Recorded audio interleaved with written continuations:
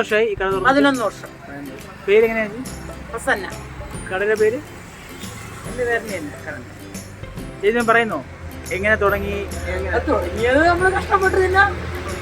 ആദ്യം നാരങ്ങളൊക്കെ തുടങ്ങി ഇങ്ങനെ അങ്ങ് പോകുന്നു. എങ്ങനെ പോകുന്നുണ്ട്? ഇപ്പം കുറച്ച് ദിവസം കൊണ്ട് ഇങ്ങനെയൊക്കെ പോകുന്നു. വയ്യാത്ത മനുഷ്യനാണ്.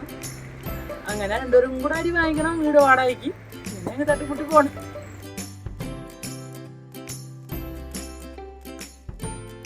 ഇപ്പൊ തുറക്കും? എത്ര മണിക്ക് തുറക്കും? എത്ര മണി വരെ ഉണ്ടാവും?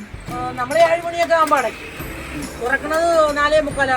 നമ്മുടെ ഉള്ളൂരിൽ നിന്ന് ടെക്നോപാ പോകുന്ന റൂട്ടിൽ മറ്റേ ആക്കുളം വഴി നമ്മൾ എടുക്കൂലേ, അപ്പോൾ അവിടുത്തെ ഒരു ചായക്കടയാണ് ഇത്. ഓൺ ദ റോഡിലുള്ള ചായക്കടയാണ്.